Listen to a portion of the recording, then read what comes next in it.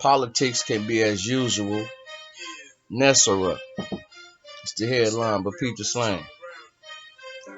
Yesterday we committed with absolute brutal bluntness. The federal subcontractors are passing themselves off as our actual government and choosing up two teams of lobbyists to go glut at our trough every year. For those new to the debate, there are two groups of federal subcontractors. One, British territorial U.S. citizens, mostly the U.S. military and their dependents, and two, municipal federal civil service citizens of the United States. Both these groups have been working for rival private for-profit governmental service corporations, and these corporations have been fronting the political parties with Republicans more or less represent the U.S. citizens, and the Democrats more or less represent the municipal civil service, and all combined working toward one purpose since 1937, to bilk and indebt their employers, the American states and people.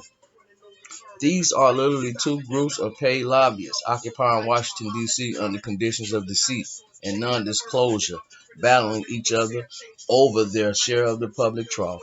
After the Civil War, these two groups were left in control mainly because the Army generals entrusted with the responsibility under the Labor Code failed to make a clean breast of the situation and tell the American people what was going on. As a result, the actual states never reconstructed the federal states of states, and one-third, the most important part of the federal government from our perspective of the federal government, ceased to function. This has been the source of the perpetual ongoing state of emergency ever since, but nobody bothered to explain it to the American states and people, so we have, of course, failed to take the appropriate action to correct. You're not likely to do a job if you don't know that it needs doing. As a result, territorial states of states were substituted for our own American states of states. So we have had British control interlopers in here managing our state resources for us ever since the Civil War.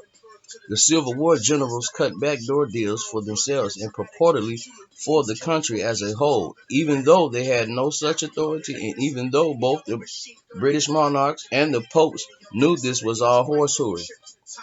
We are left with a spectacle of graft and greed and breach of trust, unrivaled in human history, and even after this has all been discovered and documented and rebutted, the perpetrators in Washington, D.C. were carrying on as if nothing happened. Business as usual, politics as usual. But it can't be politics as usual. It's like waking up in a bed with a strange man who isn't your husband. A response is necessary. Objection is necessary. So we have given that response and rebuttal, and we have held the Pope and Queen responsible, both. It's not possible to go back to bed, roll over, and turn out the light. And it's not possible to have a normal political party election in November and call that good either, because that would be a continuance of the charade, and the strange man would stay in your bed. It's important for Americans to understand that political parties are lobbyist organizations. Lobbyists were never intended to run our government, and although there are always factions and special interests vying for attention, the people who are supposed to be running our government are not supposed to be members of political lobbies. The people are supposed to be running our government are not representatives, that is, people carrying our proxies as shareholders in a private for-profit corporations. The people who are supposed to be running our government are deputies who are obligated to run our state and international business affairs under the prudent man standard, meaning that they should be acting with the same sobriety and care with our public accounts as a prudent man would give his own business affairs. It took 150 years for us to get to the bottom of what is wrong in D.C., but we have finally arrived. Our Army generals deprived us of critical, need to know, mission specific information, so we never completed reconstruction of the federal government after the Civil War, and our trustees, the British monarch and the popes, took full advantage of this lapse and an excuse to commandeer all labor and natural resources for their own benefit as a muscle to engage in endless mercenary conflicts throughout the world. Ben Fulford recently reported that the White Dragon Society received word from the perpetrators to the effect we have ruled the world for thousands of years and will destroy it rather than give it up. We shall observe that these same characters have ruled via descent, literally on the basis of lies, omissions, and secrecy that is no longer possible. The destruction of such a world is hardly something to be mourned. Rather, its destruction opens the door for fresh air and the removal of dishonest elitists. When what is true comes, the false must pass away, so be it.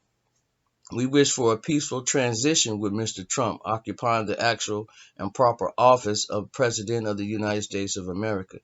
If he will accept this mission, our state assemblies already accepted his election. If he will consent to serve, we wish for everyone to be told the facts about political parties and the private corporation elections that have been foisted off on us as substitutes for the actual public offices and public elections we are owed. In our opinion, it needs to be explained up front so that the people are distressed and further confused by the absence of politics as usual. They also need to be told to declare their proper political status, and if they are birthright Americans or properly naturalized and intended to be Americans, to join their state assemblies and take part in reconstruction the states of states and federal states of states we are owed. We wish for a peaceful adoption of the Nasara plan as it was originally proposed to return all right, title, and interest in our land and soil without limitation to the American states and people, along with our other assets to be reconveyed to us.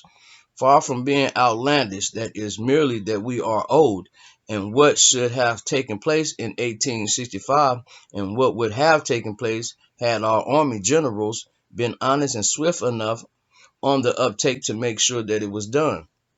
Sacha Stone seems to think that Nasara type resolution is on the way. Robert David Steele seems hopefully that it is. For myself and our team, we supported Nasara back in the 1980s when Beltway crowd laughed in our faces, and we still support the original intent of the Nasara legislation now.